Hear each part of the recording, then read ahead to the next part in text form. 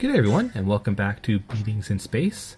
My name is Igloo, and with me today is... Megalomaniac, hello Internet, and I'm still not used to saying let's play Star Trek Online at that part. Yeah, I honestly still need to find a good way to open, because like after 4 years of Star Trek Online, That's what we do. I'm so used to just doing that. Today, it's just Mecha and I, which is fine. Like as I've kind of mentioned, I planned for this series to be like a bit of a rotating door of my friends.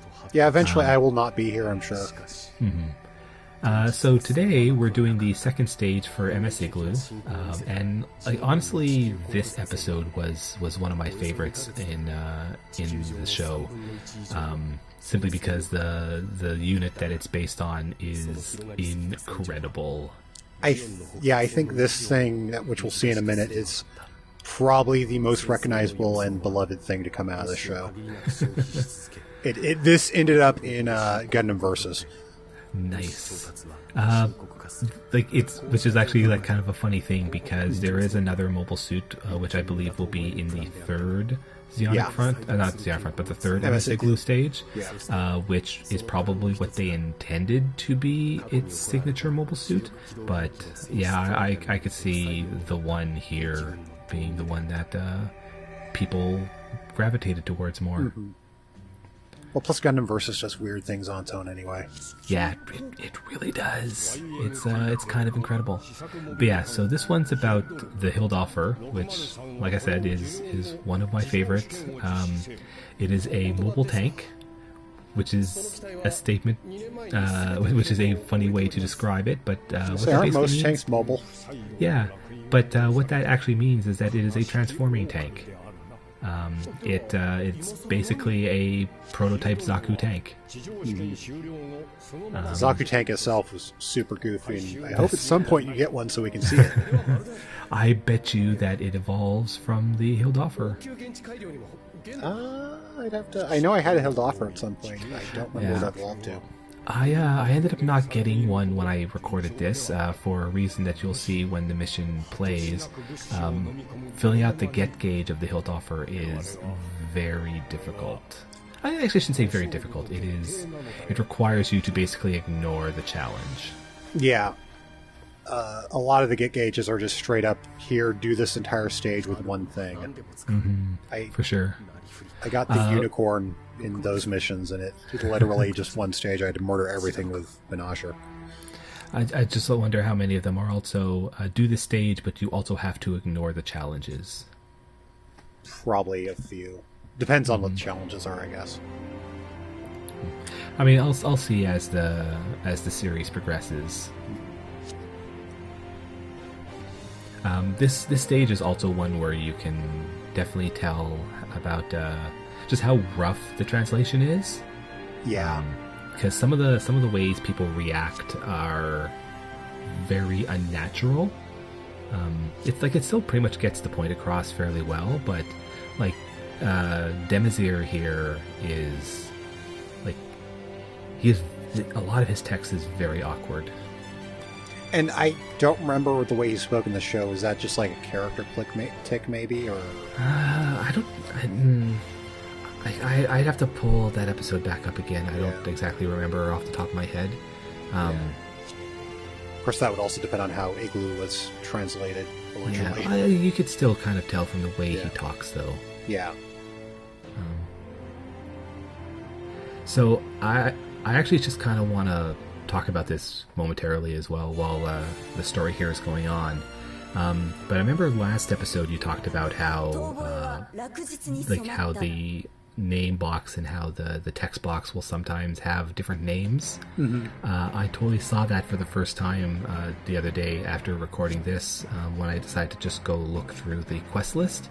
Mm-hmm. And the quest which gives you Ford, Ford. Mm-hmm. Very specifically calls them Ford Romfeld in the quest rewards list, but in the actual unlock list it says Fold, which was pretty incredible. It is amusing. It just means, to me at least, there was a different person doing the translations for the text versus the It makes me think that the fields for the names are pulling from some kind of central database. Possibly, yeah. I also don't know what the under character portrait things were in Japanese. I assume they were still Japanese. Yeah, I'm pretty sure they were. I know they are in other G-Gen games. Mm-hmm. They tend to be. Yeah. They tend to be.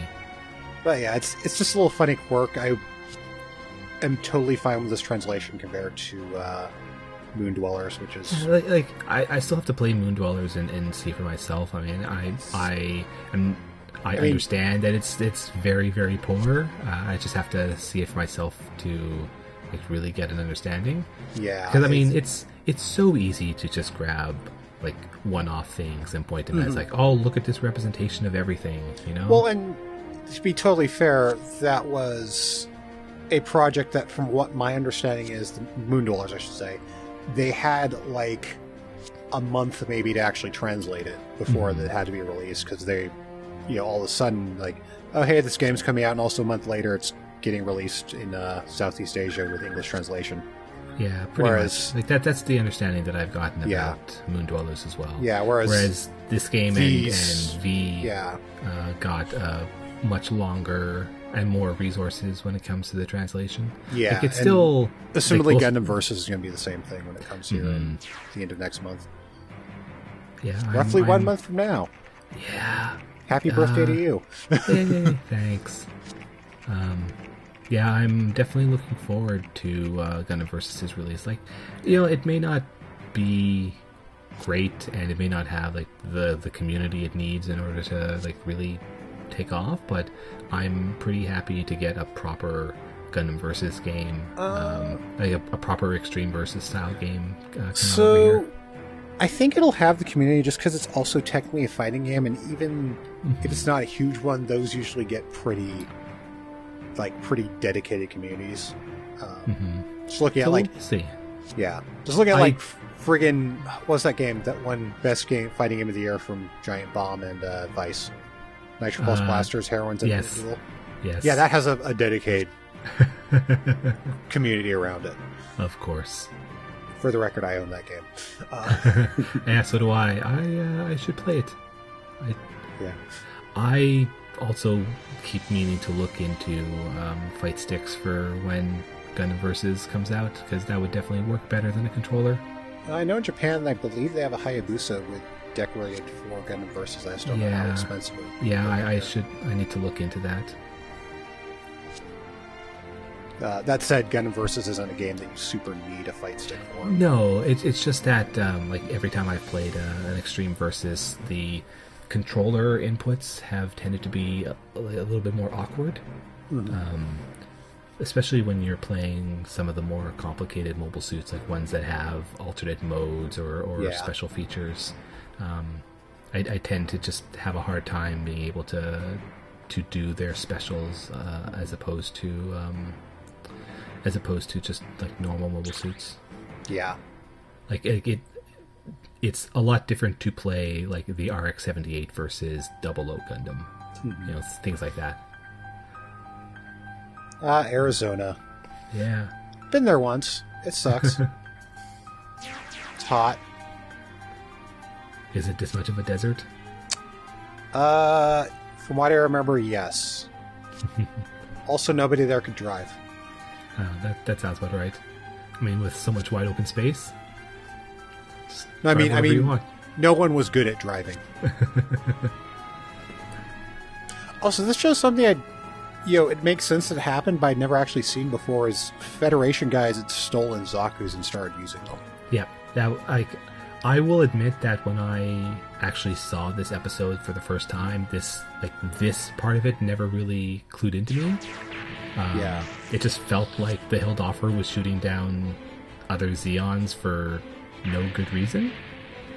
Were you watching it without subtitles? No, I was watching with subs, but it never really quite came across right. I think what happened was Federico's helmet. Like I never quite clued into it because you can tell like he's obviously wearing a Federation helmet.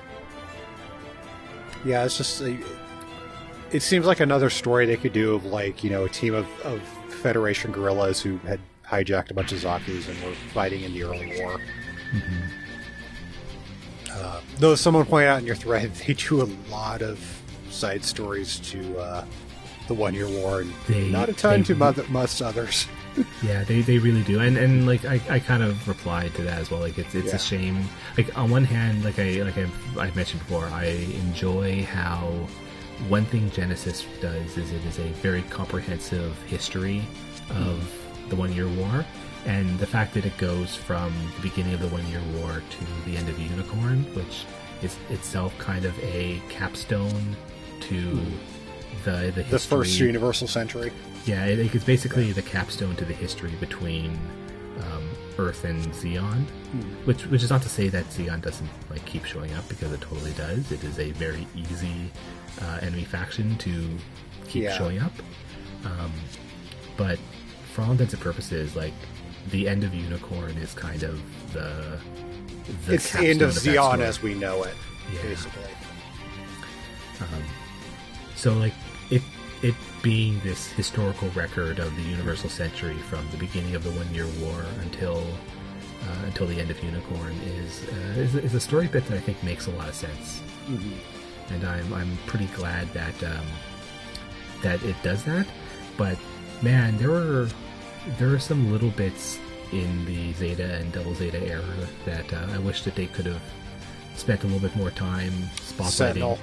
Sentinel would have been very, very good. That's the big one. I personally I could say Advance of Zeta, but my understanding is Advance of Zeta is just like, hey, here's us field testing 8 billion different units. There is some story around Advance of Zeta, and I think that could have also been something neat to have put in, but you're right, a lot of it is because of, like, a lot of it is just mobile suit designs. Yeah. I also mentioned I kind of wished it did some stuff with the Cold de Sail, because I like the unique things in that, and it's kind of a nice story that leads up to the events of Zeta. Yeah. And this one was my personal like dark horse, because I think it's an interesting one, but I kind of wish that Double Fake showed up.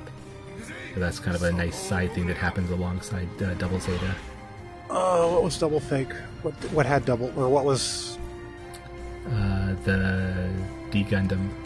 Okay, yeah, the one which was basically a fake Gundam. Yeah, I remember that. That's like super obscure. Oh, yeah, for sure. Like it would have been nice. Like, but it would be like I would say that. I wonder if a lot of the people who this would be targeted to would like really be thinking fondly of Zeonic Front. Yeah, good point. Oh, in Japan at least, the 1 Year War sells. Oh, absolutely. Yeah. Which is probably why they felt pretty safe going into some of the more unusual 1 Year War side stories, like Zeonic Front, like Missing Link, Cross Dimension. Which Cross Dimension has story, because they do like to have like Pixie likes to show up in these things all the time. Yeah. Cross Dimension itself is like 2 stages. That sounds about right. Yeah. And Cross Dimension, I want to say, was a Super Nintendo game. It was. Which we'll talk about that when we get there, obviously. But yeah. So basically, the Hildorfer has a problem with being able to aim. That it was like rated as a failure is not like because people hated it as opposed to mobile suits. Like it does actually have some problems. It is a still pretty incredible unit in this stage, though, and I'll show off one really incredible bit later on. But this stage was kind of difficult for me. Like not overly so. Like it wasn't too much of a problem, but like this is a lot of units that are kind of surrounding a lot of key units. And obviously, since this is my third mission, it's not that I don't have like a lot of powerful units or couldn't have a lot of powerful units. Like I kind of ended up having, like, just because of the way I'm playing it, I have some weaker units than I could have. But also only having one team hurts a lot. Yeah. Yeah, so here the challenge is for Sonin to fight Federico.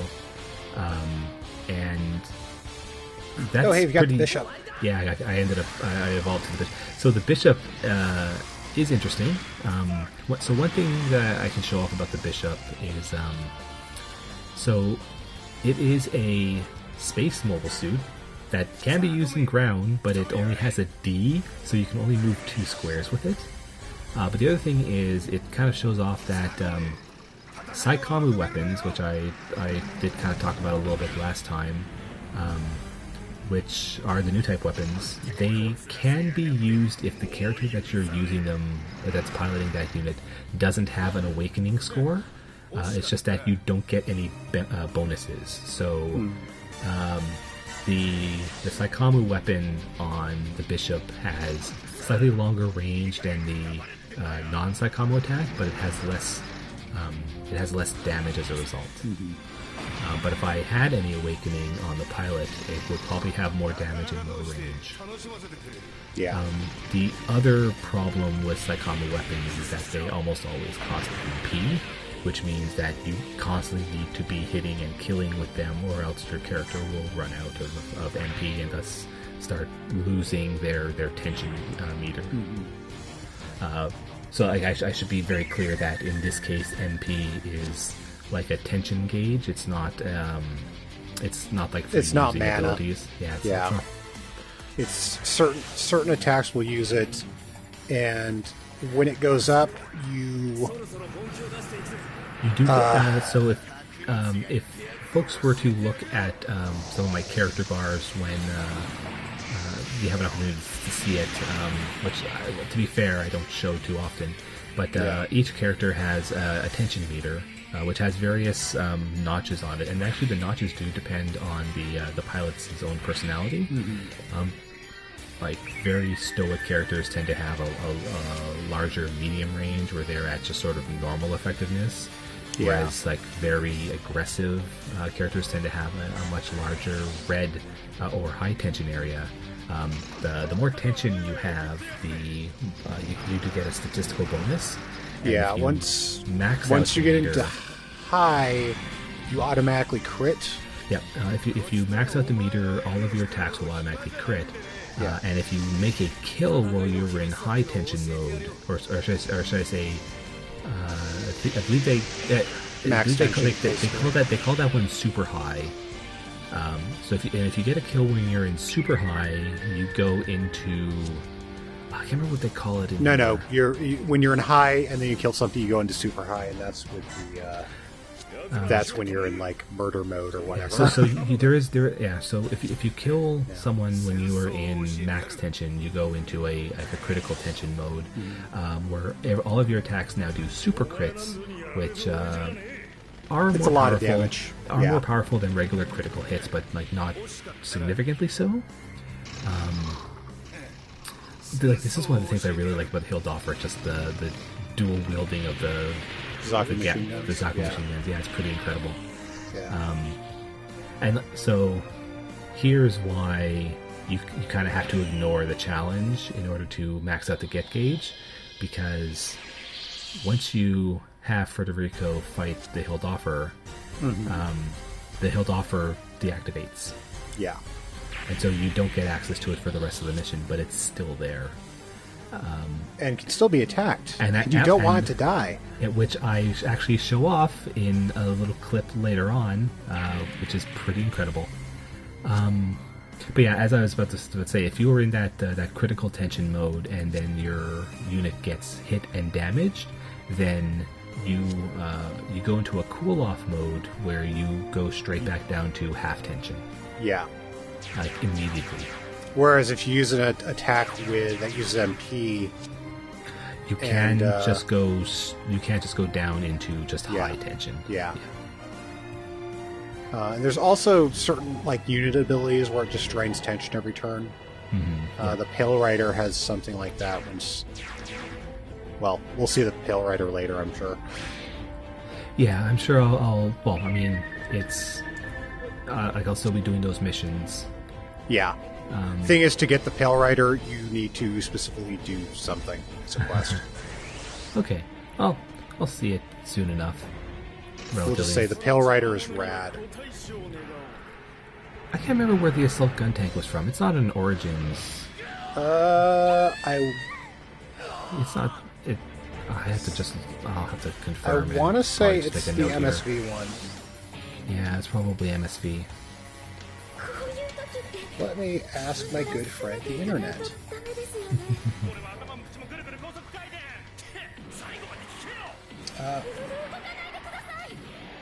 I also just like how it's called the assault gun tank when it's clearly less like powerful than the regular gun tank. Oh, it's actually from MS Igloo 2. Oh, is it? Which is the one that doesn't have any story in this album. Oh, not Apocalypse. No, the one told from the Federation side. From the Federation side? Okay. Yeah. Okay. Yeah, I don't know why they decided to not do any story from there. Yeah, that's actually kind of an interesting omission. Maybe, I don't know. I'm sure there were like budgetary reasons and stuff. Like I'd have to talk to Kate again, like because I know he's getting to he's past the end of the 1 Year War at this point, I think. But he's kind of suggesting that the 1 Year War is like 30 or 40 missions. That makes sense. Because like you get to the first mission of. He was saying that you get to the first mission of 0080 at like 25 or so, and that's still not a far distance from the end, but it's still a few months. It's a month, I think, before the end. Mm-hmm. So it's still there's still no, half a month. Yeah. Okay. So there's still a lot before you reach the end of the 1 Year War. Yeah. So here's the non-Saikamu version of the Bishop's attack, and like because of the way Saikamu works, like it does more damage for me, but it has lower range. Yeah, if you have a new type pilot and something with Saikamu weapon, and once they get into high tension, you start getting like range 8 or 9 on their stuff. Oh yeah, for sure. It gets pretty intense. Yeah, so this is the little bit that I was talking about. For some reason, none of these guys could ever hit my Hildoffer. I think it's automatically evading, quote unquote. Oh, it is automatically using the evade move. Yeah. Which is funny because it's supposedly not working. Oh yeah. They get 5 attacks on the Hildoffer before they move out of range. Like they don't even bother to stick around and try and fight it. They get 5 attacks on the Hildoffer, and that's you in your super critical mode. None of them manages to hit a stationary, immobilized tank, including one who tried to come up and punch it. Look, they're Feddies. These are captured mobile suits that they have probably not had a lot of training and practice. Exactly. Exactly. I'm actually amazed. It's like a kid getting into a car and having to figure out how to drive it. Also, what GM is that you're using? That's the GM early type. Okay. Yeah, I have a kit of that. Its only weapon is that machine gun. It's funny because the kit has more than one weapon. One thing that I'm also like super amused about is the GM early type has that very typical problem with prequel stuff in that it looks more advanced than a normal GM.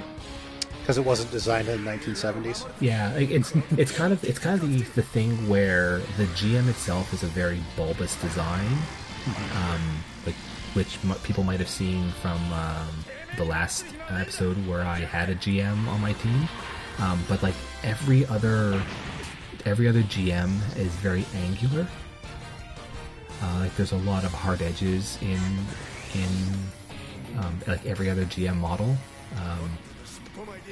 So it's very interesting to see those differences. Yeah, and there have been designers who like reimagine the original GM and stuff as I I want to say that there's one in like the Origin GM. Looks a lot the more Origin like... pretty much kind of, for lack of a better word, modernizes the 0079 designs. Yeah, I'm pretty sure I want to say that the Origin GM looks a lot more like every other GM which has ever been created. There's, say, Origin the manga, which actually is a retelling of the original story, not Origin the anime, which is like a prequel. And yeah, it's... there was an interview a while back with the guy who did the Origin manga who said, man, it sure would be great to do a remake of the original 1979 series. Like, yeah, if only someone could take Gundam the Origin and turn it into an anime. Yeah, if only. Not that I mind the prequel stuff. It's just like when I first heard, oh, they're doing Gundam the Origin, like, yes, we finally get a version of Mobile Suit Gundam that is not animated 30 years ago.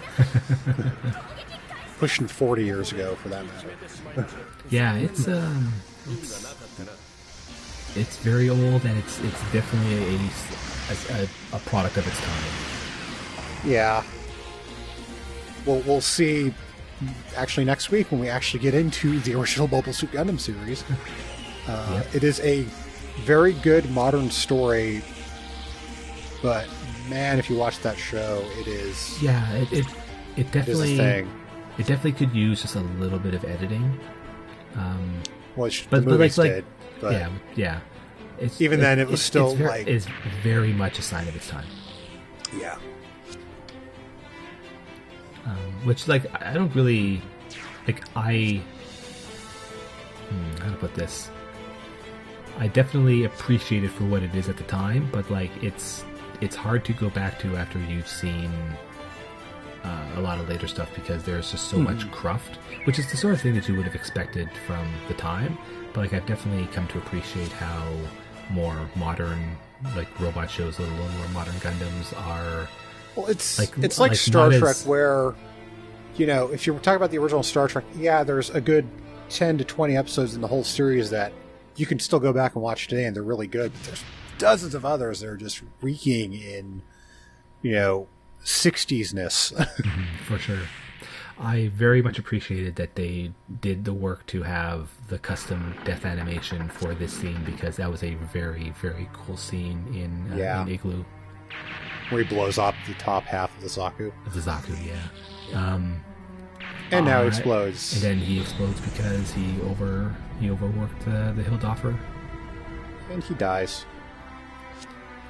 Minor spoilers, this is going to be a continuing thing of anyone who decides to pilot one of the wacky weapons in this show. There are only a couple of the test pilots who managed to survive. I think there's one. I want to say two. There's two. They didn't do the other episode. Okay. Which makes sense, because this is only 5 stages, and I want to say Igloo was 6 episodes. I'd have to... Oh yeah, I'd have to look at it again, because I want to say that... man, I'd have to look at it again, because it's not the next one, the person doesn't survive. Next one's the Zuda. Yeah, the next one, the person doesn't survive, even though they still get Zudas later on. The first one of Apocalypse, the person doesn't survive. That's the... that should be the... Zegok. That should be the... Yeah. That thing's cool. I want it's so dumb, but it's cool. I want to say... Because the one after that is the Ogo, and I want to say that the person lives. No. Okay. So then it is... Spoilers, no. It is just one test pilot who survives, which is the last episode. Yes. Sorry for spoiling this. We should probably warn spoilers for any Gundam show we're showing off. Go watch it. Actually, Igloo, I probably mentioned this before, Igloo does have a Blu-ray release in North America now. Or at least a DVD release. Yeah. Personally, I actually really like MS Igloo. And I think that, even though it's 100% CG, I think it actually managed to hold up. Hey, you got the Red Comet. I got the Red Comet, yeah. You should use Char. I probably should, but he's kind of expensive. Because he's... I think he's only a little less expensive than his later versions, too. That's the funny thing. Yeah, I could see that being... that makes sense to me. It's... the money is very hard to come by, like especially with the way I'm trying to play the game. Yeah, I mean you can grind and get it. But... Oh yeah, for sure. Like getting money is actually very very easy. It's actually not that difficult to farm out the cash. It's just that I'm playing it intentionally, trying like my aim is to have like a new team per mission. Yeah. And so like right now when I only have like 5 units, like I can pretty much level everyone up enough to evolve by the next mission, like to evolve into something that matters. But in the mission that I record, so obviously I don't have a lot of opportunities to just farm missions for money. But that'll change once I start getting like 2 teams or 2 ships with 2 teams. Or I just need a lot of money because I need to buy another ship. And well, the mobile Katerra said he sold off some of the DLC stuff for money. Yeah, I should definitely just do that because I'm not intending to. If you don't want to use it. Yeah, I'm not actually intending to use any of those robots until I can evolve to them, and by that point, and by that, or even just buy them. Like if I can get mobile suits that are around that same level. Then I'll probably there's only one that is like super broken. Which like if I sell that one, I'd probably get a pretty decent amount for it. If you want to buy another one, it's like 800,000. Yeah, that sounds about right. And like honestly, by the time that I would have a use for something like that, I would be making a full team of stuff I'd want to already use anyway. Mm-hmm. So Yeah. So yeah. Yeah. So next time, actual Gundams. Yeah. In our Gundam game. Yeah. For the first time ever. I also need to probably at some point sit down and play through that stage again so I can add the Hildoffer to my development list because I just really like the Hildoffer. Yeah, I know I evoed to it somehow. I just forget how. I bet you I could get to it from a Type 61. Maybe. I might have gotten to it through like a Zaku tank or something. Mm-hmm. Yeah, maybe. If you go in the profiles, it'll give you like the profiles. The game's nice like that. Yeah, the game profiles tend to do a pretty good job of showing you what things evolve to and from. It's just that obviously if you haven't gotten those units, it will be a little bit. It'll just be like grayed out. Or I should say, not grayed out, but silhouetted. And I think I mentioned this in a previous video, but the silhouettes in this game are very intense. Mm-hmm. Like they are, because of the way everything poses. It is so like it's so hard to tell what any silhouette is supposed to be. Yeah. But so that'll be it. That'll be it for this week. I like Next time, Mobile Suit Gundam Episode 1. That's right. I'd like to thank everyone for watching, and we'll see you all next time. Bye, everybody. Who will survive?